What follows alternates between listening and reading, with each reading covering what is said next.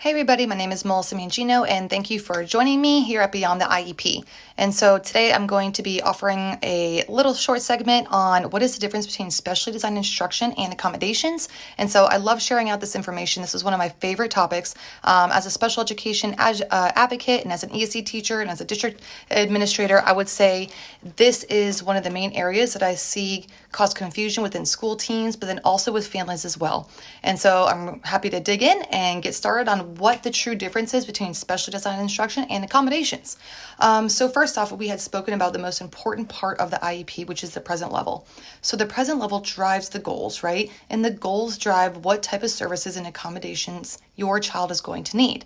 And so when you're looking at specially designed instruction, there is a statute for it, and there's an actual definition of what specially designed instruction is. But what I want to do today is really give some hardcore examples of what that can look like in real life for your child. And so the number one way that I describe the difference between specially designed instruction and accommodations is that specially designed instruction is what a teacher does.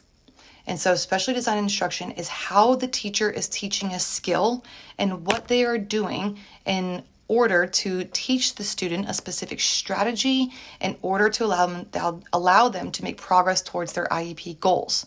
And so an accommodation is more about access or front loading or preparing a student and giving them access to their educational environment. And so a great example that I like to use for this is if you have a student with a vision impairment, right? And so they have a teacher of a visual impaired. The specially designed instruction in Braille would be the actual TVI, the teacher of visual impairment. They would be teaching the student Braille, because how else would the student learn Braille? However, an accommodation is if you're giving the student a Braille writer or a Braille Type Pro, something like that, where they are allowed to use the skills that they learn from what they are being taught and apply them in order to demonstrate their knowledge or access their educational environment. And so another great example of this is if your child struggles with fluency, right? A teacher can go in and teach fluency strategies. There's a whole bunch of different ways that you can teach fluency. But when you're looking at accommodating for fluency, that may be something totally different. That may mean that the child may need extra time because their fluency rate is low and they're working on fluency and specially designed instruction and in their groups and with the ESC teacher. But we also want to accommodate by giving them extra time because their fluency rate when they're reading is so low. And so the biggest difference when you're looking at how the IEP is going to be implemented, ask those questions of what strategies are going to be used to teach my child this skill.